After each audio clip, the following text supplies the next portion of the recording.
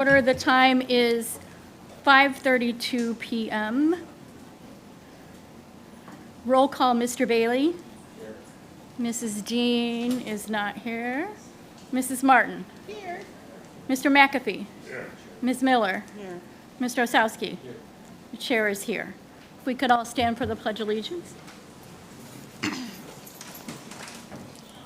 I pledge allegiance to the flag of the United States of America and to the republic for which it stands, one nation, under God, indivisible, with liberty and justice for all.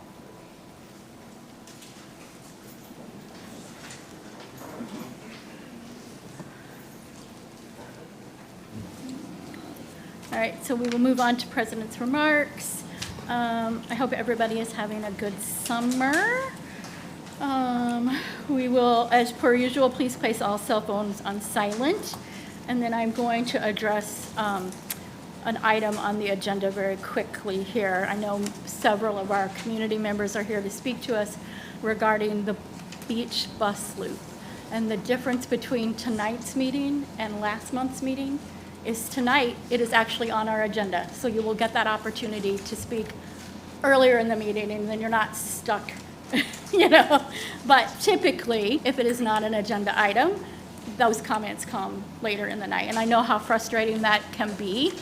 Having said that, I am going to lay out some guidelines that are that are reasonable. And the first one is respectful conduct, and that's all attendees must conduct themselves respectfully and refrain from using offensive or disruptive language. Personal attacks or inflammatory remarks are not permitted. Sign-in required. That's just fill out a sheet for us. Time limit. Each speaker will be allotted a maximum of 3 minutes to address the board. This ensures that all voices can be heard while keeping the meeting on schedule. We will give you a little warning. At the 2.5 minute mark, the light will turn green. And then when you have 30 seconds, amber, and red when your time is up. Speakers will be called to address the board at a specific time allotted on the agenda for public communication. We talked about the difference between an agenda and a non-agenda item. One turn per person. Each individual is permitted to speak only once. This allows for a wider range of viewpoints to be considered and prevents monopolization of the discussion. Group presentation. If a large group wishes to address the same topic, they are encouraged to select a spokesperson. Addressing the board. Speakers must address their comments to the board as a whole rather than to individual members. This maintains the decorum and structure of the meeting. And district response, the board will listen to the speakers but will not engage in dialogue with speakers for the public. However, the board or administration may provide brief factual information in response if appropriate. Following up, the board or the superintendent may follow up with the speaker after the meeting or at a later date. Decorum. All attendees must follow the meeting's guidelines as outlined. Failure to adhere these guidelines may result in removal from this meeting. Last month, we had a lot of snickering, a lot of disrespect from the community when we were trying to explain things. Please remember that we are volunteers here. We are doing the best we can. We will respect you, and we ask that you respect us. And then, thank you. The Board of Education would like to extend its heartfelt gratitude to everyone in attendance today. We recognize that each of you has taken valuable time out of your busy schedules to be here, and for that we are deeply appreciative. Your presence signifies a shared commitment to the educational well-being and future success of our students, which is at the core of everything we strive to achieve. I know what it's like to be in your seat, and I appreciate each and every one of you. Having said that, I have one last remark. Actually, no, I'll save that for later. We will move on. Can I get a motion to adopt the agenda of the August 12th, 2024 regular meeting as presented? So moved. Moved by Mr. Osowski. Second. Seconded by Mr. Bailey. All in favor say yes. Yes. Opposed? Motion carries 6-0. All right, presentations. 2021 Capital Bond Projects Update Beach Elementary bus loop. I hope that this helps answer some of your questions.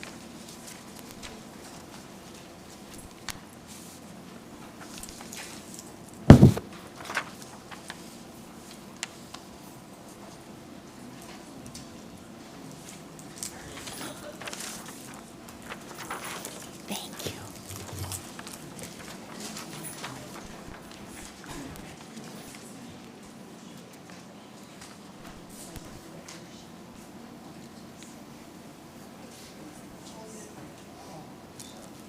There's 2 more seats if someone would like to sit, and there's some on the back. Do we have, somebody get some? I'll give you a chance. I'll give you a chance to speak. Who is that? That's Ms. McCormick. Oh, okay. I'll let her speak on the tail end of the presentation. Gotcha. All right. She's our Wayne County Commissioner. Sorry. That's okay. Welcome. Good evening. Today wanted to present to you an overview of the Beach Bus Loop project that's currently ongoing, kind of give you an overview of what transpired here from the beginning, prior to the bond all the way through, kind of a recap of the entire process and recap where we're at today and some of the steps that have been taken here in the last few weeks with the project ongoing. So with that, we'll jump into, one of the first things really was the current safety concerns of Beach Elementary. The traffic flows through that building with the student pickup and drop-off times obviously is a concern there. So, student safety, number one priority for the school district. The traffic backups at the corner there with the 3 schools at Beach Daly and Pembroke definitely creates an issue in the mornings. Congestion and delays often require Redford Township Police intervention to assist with that. More students today get dropped off than ever before, which also creates more traffic coming with less kids walking to school. And bus traffic and parent traffic often get commingled at this site. So these were some of the main concerns that were identified, years ago before this bond was started, and was one of the main priorities with the bond program back in 2020, 21 when it was being developed. So just kind of wanted to recap some of those safety concerns that were identified for the site.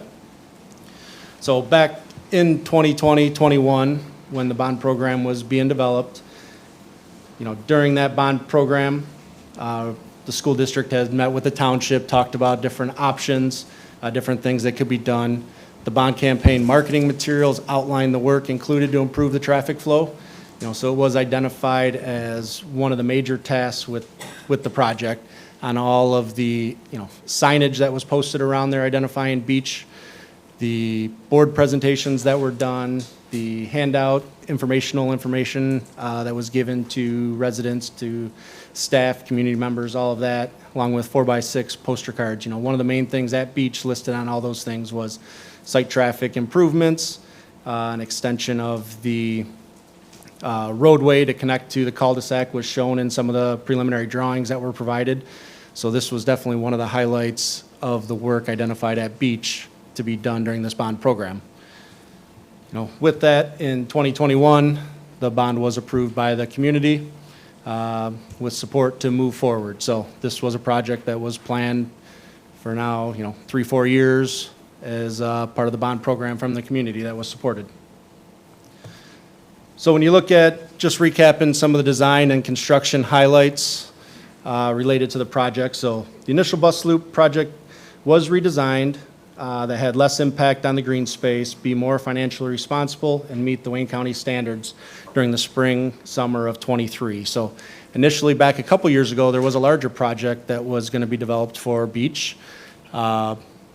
We looked at that, we went through some of the design, met with the county, and the requirements for that to bring the infrastructure up and everything was just more than the bond could really undertake, and that the school district was looking to move forward to. So we tried to scale back that project to really meet the needs of the school.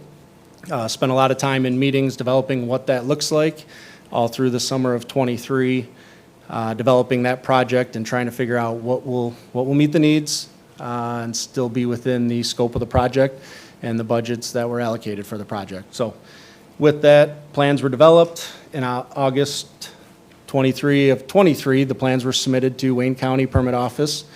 Wayne County confirmed receipt of those on 8/25/23. OHM, which is their civil engineer that reviews the plans, sent the approval letter to Wayne County Permit Office on December 18th of '23. Wayne County then officially sent the approval letter with the permit instructions on January 17th of '24. So with that, we kick-started the project, got it moving. We issued the project formally for bid, advertised it, and issued the documents on February 12th. Sealed bids were received on February 28th, at which time we had brought a presentation to you guys to review those proposals that had come in. At the March 11th board meeting, we talked through the scope. Some questions had come up that the team went back and addressed a few of those. And then we submitted our board recommendation for approval at the April 8th meeting that was approved. So April 8th, we started moving forward with construction starting on site on June 17th, and we're targeted to be complete on August 26th, just before school starts. So just kind of talks through the steps from the beginning of the project, give you a history of where we were and how we got to today. You know, some of the highlights with the project, minimal impact to the cul-de-sac will be on school days only with the bus traffic. The entrance drive is to be utilized by buses only for student morning drop-off and afternoon pickup. A minimal amount of buses utilized each day, currently looking at 6 to 8 buses that drop off and pick up for that school. Gates will be installed at both the entrance and inside the parking lot to close off that area. So the gates will be closed when buses are not utilizing it for morning drop-off and afternoon pickup. The new drive will help alleviate congestion on Beach Daily and Pembroke, and the buses will enter from the north off Olympia and exit south to Pembroke. So with the drawing there, you can see the red is the new approach that connects the cul-de-sac to the parking lot. The yellow is the barrier gates that will be installed that will be monitored each day to be opened and closed as the buses come and go in the morning and afternoon. And then the arrows show the traffic flow of the buses coming in and exiting the property. So with that, we also provided, if I go back one slide, there is a drawing on here.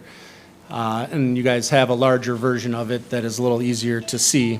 But this shows some of the steps that were taken here in the last few weeks that we've gone out there to really identify and show to you guys how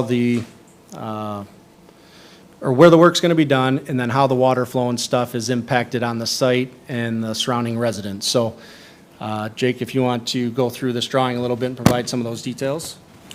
Sure.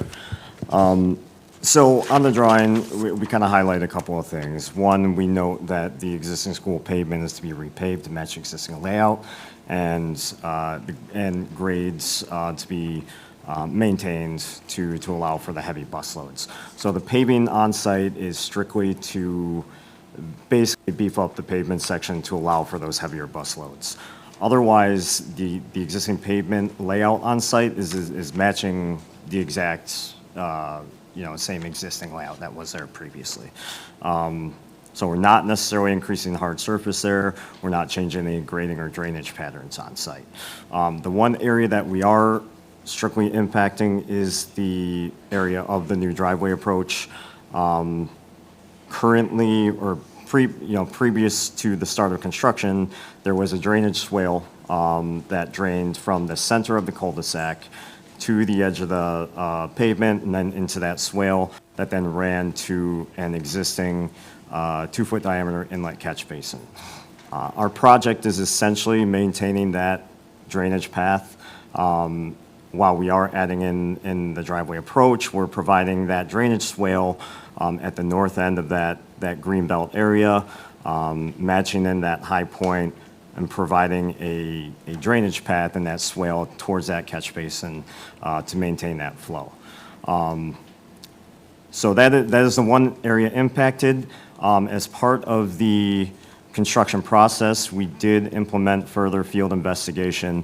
We had our survey department go out there and take some additional grade shots, a topo survey of all the adjacent residents to the north of that driveway approach, basically to confirm what the existing drainage pattern is within the public roadway ditches, see if we were impacting any sort of flow.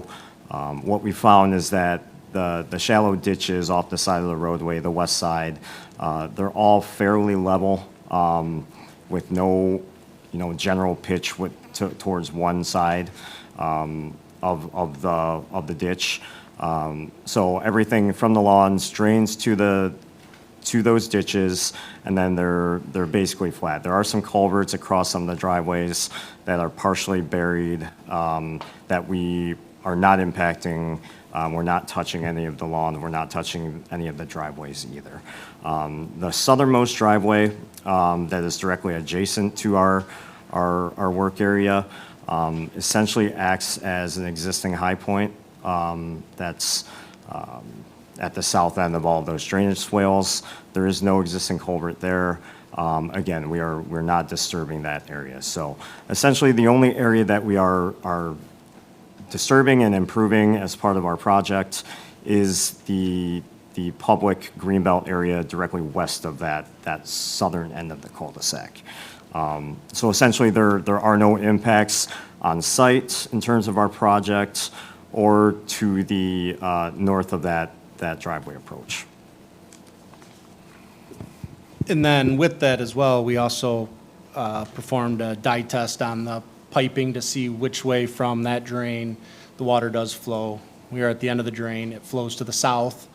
With that, we were cleaning out some of those structures or some of that piping, and we did identify a clog south of Pembroke that we've reached out to Wayne County and have them plan to come out and clean that, but we were able to verify that all the water, everything flows from that new approach south of the property south of Pembroke. So we've taken those additional measures to try to clean that pipe and get the water flowing that way, and that's where we found an additional obstruction further down the line that's in the Wayne County roadway that they have to come out and address. So with that, that kind of gives an overview of everything where we're at to date and what we've done. If any questions you guys have, we can answer for you here today. All right, thank you. So I'm going to kind of try to break this down into Evelyn terms. The homes on Olympia are to the north of our property. Our property drains to the south toward Pembroke. Correct. Since our last board meeting, when our community came and expressed some concerns about drainage and creating water in their basements, we have independently gone out and done another study to make sure that we are not causing that water, correct? Correct. It's my understanding. Okay, so, and in the process of that, we actually discovered a problem south of Pembroke that we brought to Wayne County's attention so that it could be corrected, so that there can't be a backup all the way down the line. Correct. Correct, okay. I just wanted to make sure. And the gates will be closed except for during drop-off and pickup time, eliminating parents who pick up and drive off, them being able to slip in between buses and pick up and drop off their kids, creating a hazardous situation for our children and more traffic on Olympia.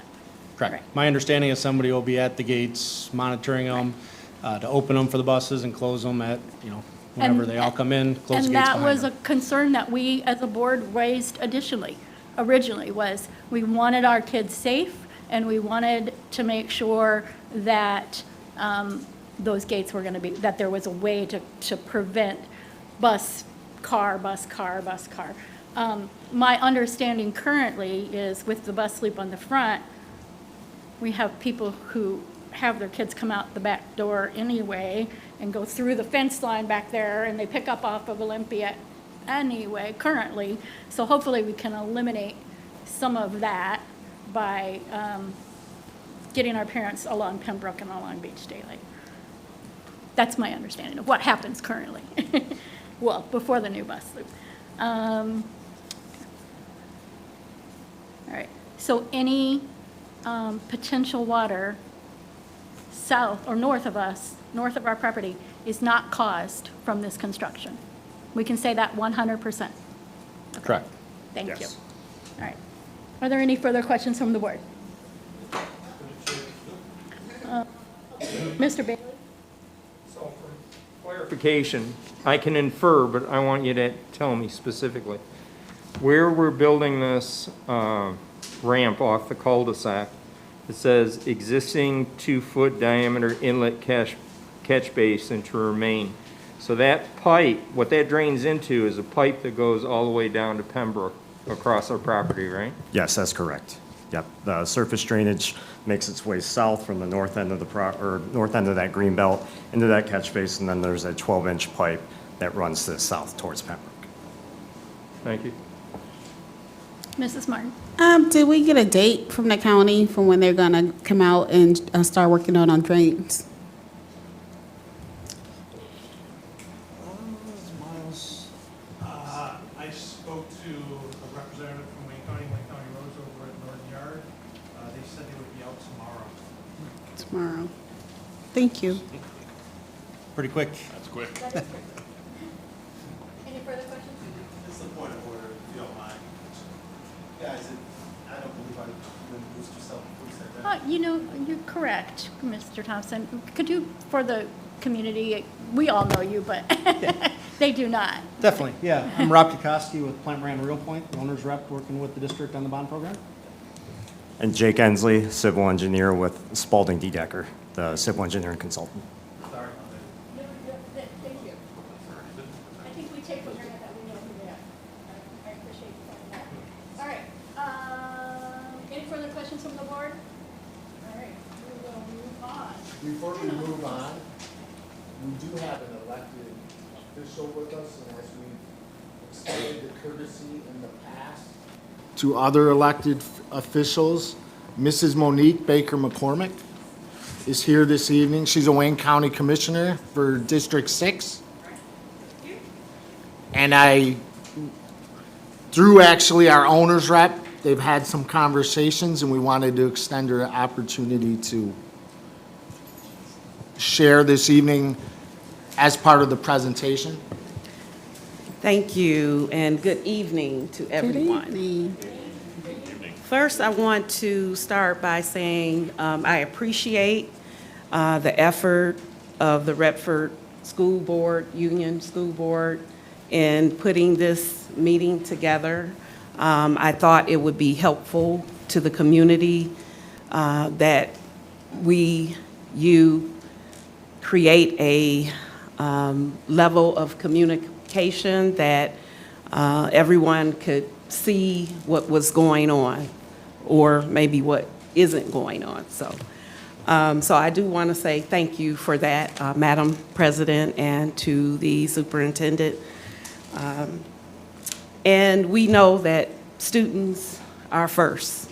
As a former president of several schools, PTA, that my children attended, I'm an advocate for our children. So that's the first thing that we want, is our children to be safe. However, there is an issue that I think is important for you to look at as you consider any changes to this layout. Again, I was not in office at the time. I was elected in 2019. However, I did not represent Redford until January 2022. So I was not involved in this at all, and I was kind of just thrown into this, and I wanted to make sure that you understood where I was coming from. did any of you take a look at the area in question? Yes, no? I personally have gone over there and walked that property. Are you the only? I've also I'm just walked it. wondering how many have took a look at the area? Okay, because I had to go by because I didn't understand it at And first. that's why I did it too. I Yes. think because you don't until you see it. You don't get it, Exactly, right? exactly. So I also saw that this was a street that was serene and quiet, and I could imagine living on the block, and it's peaceful and quiet. And then I can imagine buses coming down it every day. That would really bother me too. So I understand what the residents are having issue with. And I want to just be clear that Wayne County, although there are roads, our expectation is that the community will do its due diligence and ensuring that the community is notified and have some part in the decision-making, especially with a situation like this where you're opening up a cul-de-sac.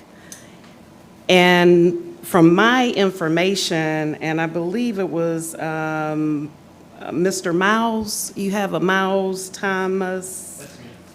Okay, yes. So we received a email from Mr. Thomas. Oh, Thomasitis, okay, Thomasitis, all right, all right.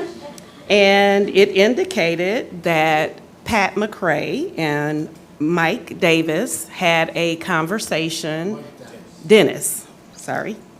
Mike Dennis had a conversation about this project prior to the bond approval.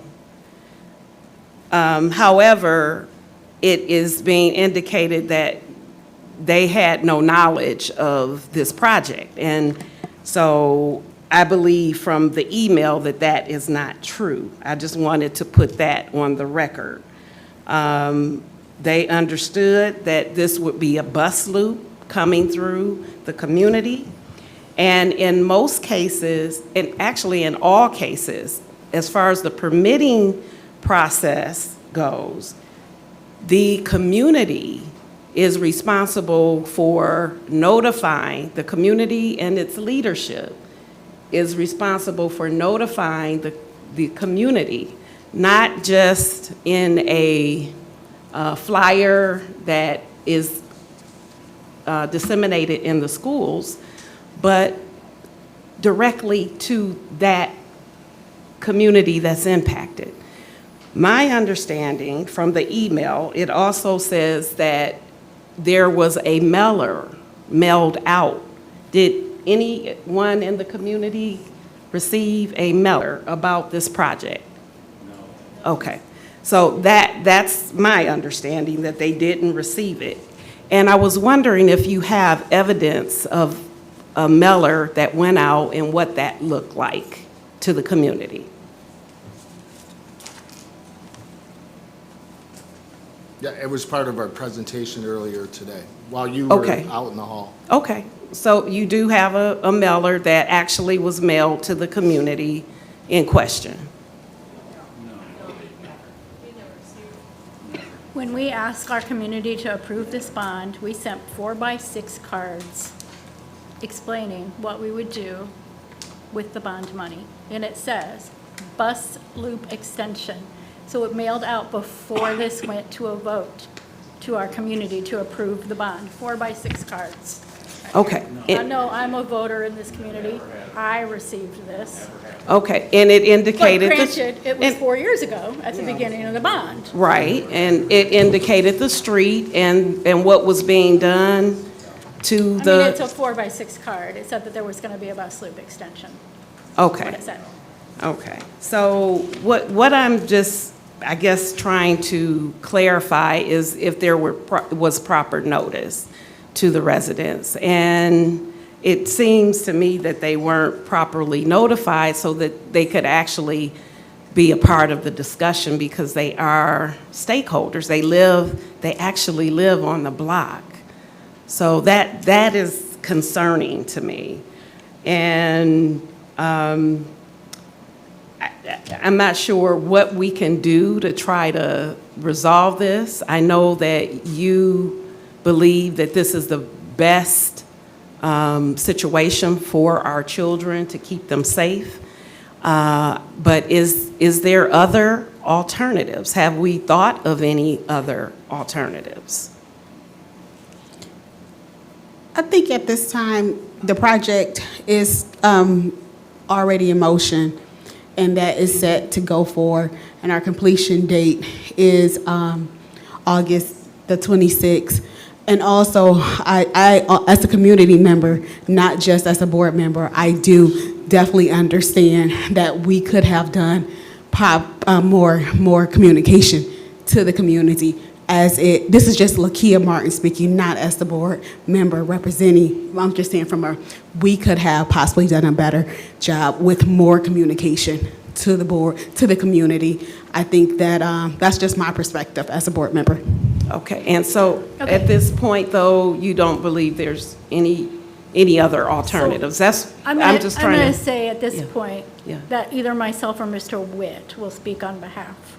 While I respect the rest of this board's opinion, I think that properly the answers to those questions should come from myself, from Mr. Witt, or from our experts. We are very close to completion. We're, 15 days from completion at this point. It's not like we can stop it now. I do believe that our design team looked at every possible option before they presented this design. We pay them, that's what we pay them to do. I've been to that property. I don't know what other place we could put a bus loop that doesn't impact Beach Daily or Pembroke and the traffic that is already there. Granted, I'm not an expert. I mean, we're pretty well past the point of no return at this point. And the inference that our local township authorities did not know that this was happening and that we have lied about that is downright insulting, because we haven't lied about that. Okay. We haven't lied. But I can't speak for Mike Right. Dennis, and I can't speak for Supervisor McCray, and they are not here for them to speak for themselves. And so, Yeah, well, that's kind of how I got here today. Well, is I can because tell you- I was like thrown in I can under tell you, the I was bus in that meeting. as I knew about it, and I had something to do with it, and I'm like, I wasn't even a commissioner at the time. So that's why I brought that up, that I'm not sure how it could get around the board of trustees or the supervisor without them knowing and approving, so. Well, I was in that meeting, Okay. along with Mr. Thomasitis, and I can tell you that we specifically showed the route of the bus loop to both of those individuals. Okay. And actually followed up on it, I think, was at least one subsequent meeting. and for the record, they were both invited here tonight to speak, and neither of them chose to show up. Well, I thank you for the time today, and again, I thank you for what you do. It is important work, and we do want to keep our children safe. However, I do know that this is not a good situation for the residents in that community, and I yield my time. Thank you.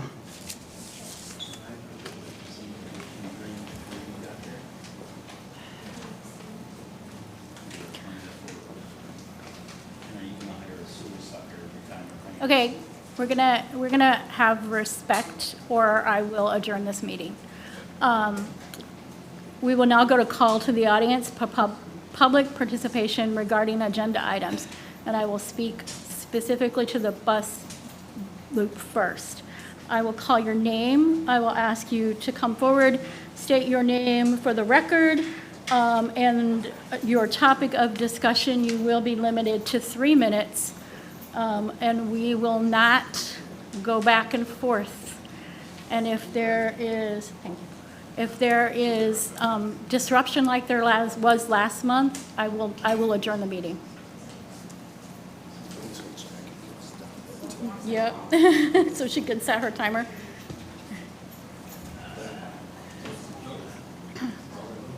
And I will do my best with your last names, and I apologize if I butcher them, but I will try. Are you all set down there, Jackie? Yes. All right, Paul Milsick? Mills. Okay, come on forward, Paul, have a seat. Welcome. Okay, I live on Olympia, 20110 Olympia. Been living there for 60 years. Went through the baby boom and stuff. They had umpteen buses there. They never had to do any of this stuff. There were 800 in each school. There's nowhere near 800 in each school there. The parents are picking up the kids, find out how they can, there. Has nothing to do with the buses, but they're back up on Beach Daily. It's all the people that pick up their kids. And why don't they stagger the schools to get out at different times so it won't be all congested? They don't do that. They all get out at the same time. Don't make no sense. So I don't know what to do. You know, that's why I've been living there for 60 years. Now it's not going to be a dead-end street. Thank you. Thank you.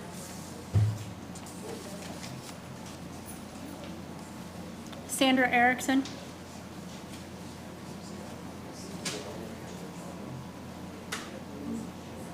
Welcome. Hi. I also have lived on Olympia. I live at 20039. I am directly next to the school. I have lived there over 40 years. My daughter actually went to school in Redford. We were told back then it was a dirt road. No buses would ever come down our road. We had to drive her to school. And this is impacting our neighborhood greatly. As it is, I have children out playing in the playground every day. I don't mind that. If the balls come in my yard, I throw them back to them. I respect children. I love children. I worked in a school district for years with preschoolers. I have no problem with the safety of children. But what I am hearing doesn't make any sense to me. Just what Mr. Milk said. There has to be another alternative. If this is about buses, which I don't believe it is. I believe it's about the parents picking up their children and inefficiently handling it. And if the police can be out there and monitor this, maybe that kind of thing would not be going on and impacting our neighborhood. This is going to definitely reduce the price of my home when I am ready to sell. There's nothing about this that is pleasant, in my opinion. If any of you lived on our street, I think you would be feeling the same way, especially when someone's lived there as long as we have. We have a quiet, wonderful neighborhood. I have had a sewer problem recently that my insurance company paid $18,000 to repair. And I will not be happy if there's any water coming in my basement again, anything to do with this project. I can just tell you that right now. So those are my comments. For the safety of our community and fumes being in our neighborhood now with buses, and can people get out of their driveways in the morning? We have people on our street that work. My daughter lives with me. She works. If the buses are blocking our street, it's a narrow street, not to mention emergency issues. We had a house that was on fire. Will the fire department be able to get down our street? We have a neighbor who is, as you saw, they left. If we need to get an emergency vehicle to her, can that happen if the buses are lined up on this street? I hope you've all seen the street, and I thank you for your time. The buses will not be lined up on the street. The Ever? gates will be open and the buses will be going down the street and into the entryway onto the property. Sounds good.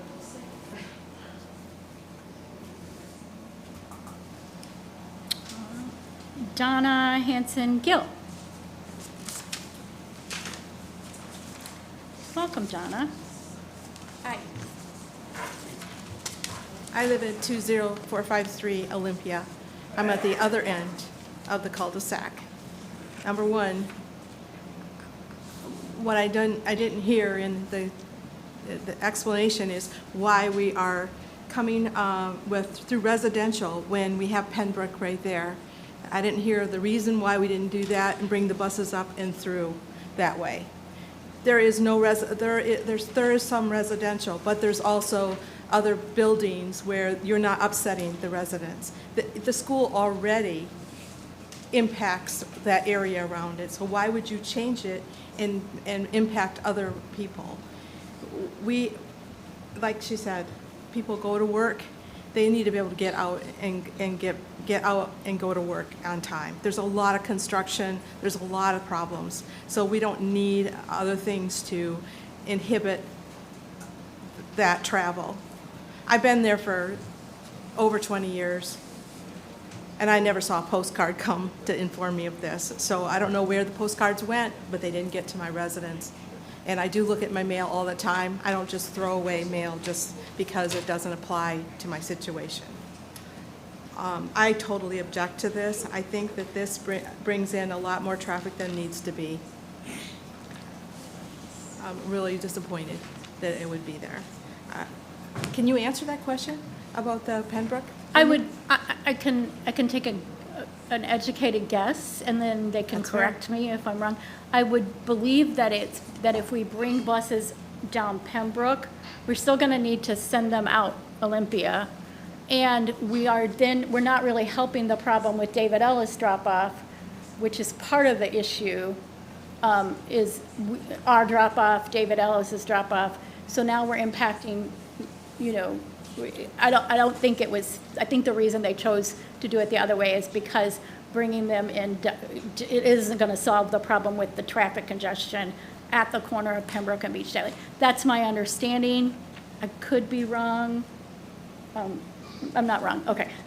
Well, can't you coordinate that with Ellis? I mean, We seriously, have, it's- we have done some work. Our principal there, Principal Nickel, has worked very closely with David Ellis, and I believe they changed their time to help with some of that. So we do have a good relationship with them so that we're not dropping off at the same time, but it is still a traffic nightmare. And I live a block from Hilbert. I understand what you're talking about with buses. I live on Lexington. The buses come down my street every day. And my property actually sits a block from Hilbert and a block from what was Bowman. So when I bought my house, I had buses down Delaware and buses down Lexington. So I understand what you're saying about. I want to also make a note that there is no children on our streets.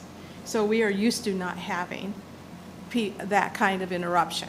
Right. So I mean, it's 6, 7 buses twice a day. It's not like it's 30 or 40 buses. what time of the day? But it's in the morning, right? When people are leaving to go to work? But as you just heard, they And will not coming be back. blocking your driveways. It's not about the blocking of the driveway for me, because I'm at the other end. And I don't know what time beach starts, because I don't have what time does beach start? Their start time is 8:15 a.m. So. So approximately, and to be honest with you, some of those buses arrive actually, because some of those buses come from other communities, because of the special ed center-based programs we operate there, it is most likely that buses will be arriving at that building around 8 o'clock, and they will be arriving as late as 8:30 on given days, given Michigan weather and different things like that, but the gate will be manned that entire period of time. So I understand they're elementary children, but I have also noticed that people have changed. Is my time up? It is, I'm sorry. Can I just finish my statement? Sure. Things have changed, and the more exposure you give to that community, the more changes that could happen to our property. I just got my car stolen from my driveway, not too far from there. I don't know if having that exposure is going to make a difference, but I don't want that to happen. I don't want that to be a possibility. Thank you for your time. Thank you, Donna. We appreciate you. All right. Daniel O'Neill. Welcome, Daniel. Hello. My name's Dan O'Neill, and thank you for letting me speak. Lived on Olympia for 24 years. As everybody has said, the feature of a dead-end street with no outlet was what attracted us to that spot. For the money we spent, we could have moved out to some places in Livonia where my family lives. But we liked that spot, and we picked right. We're raising 3 kids there. Don't want to harp on the traffic, but that is the primary issue.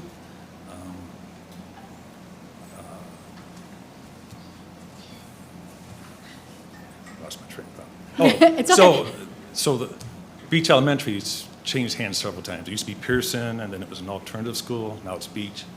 So whoever the custodian is, once this avenue, this route, this driveway exists, they can do what they want. Them gates can be wide open, and that's becomes an avenue from 8 Mile to Grand River. It's just a simple truth. It could be short on employees. I know there are some employees who don't always do their job and they leave the gates open. We have a problem with four-wheelers and cars doing drifting in the neighborhood. Not on our street now, but, and they do sneak into the park there next to the beach. So that just creates another thing that we have to contend with.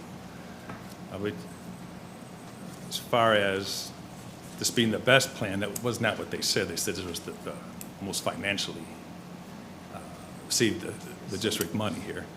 But there were other options. The lane width, Olympia is a narrow street. It's only 20 feet wide. The recommended distance for a bus lane is 11 to 15 feet. So if you've got cars in each direction, that only leaves 10 feet each way, if there are no cars parked on the street. So yes, it could create a bottleneck. When school is dismissing at dismissal time, the bus has got to be staged somewhere. You know, they can pull up to that gate, and if it ain't open, they're going to be staged on Olympia. And I know at this point it's probably a moot point to even explain our concerns, but I will back up to us not knowing about it.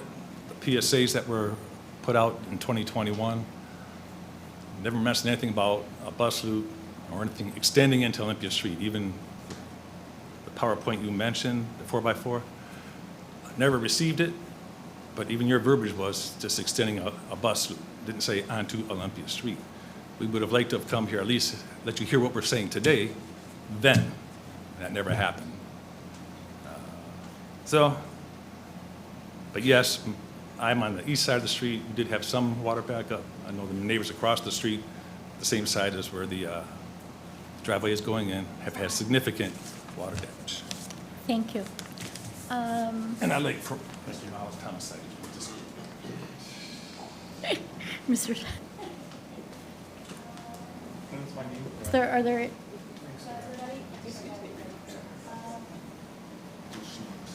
Ms. McCormick, did you want to speak again? Oh, this was, you had filled this out prior. Yes. I just want to make sure I get it right. And then everybody gets a chance to hear their voice, to have their voice heard. I will ask this question. Does anybody in this room know? No, I'm not going to ask the question. Never mind. It would come off. I don't want it to come off the wrong way. All right. We will move on to call to the audience other agenda items. All right, I believe there are none. I will say again, thank you. Thank you. We do, I can speak for myself. I value you. Mr. Osowski? We need a 5-minute recess? Okay. Since there are no other audience agenda item speakers, before we move on, we will call for a 5-minute recess.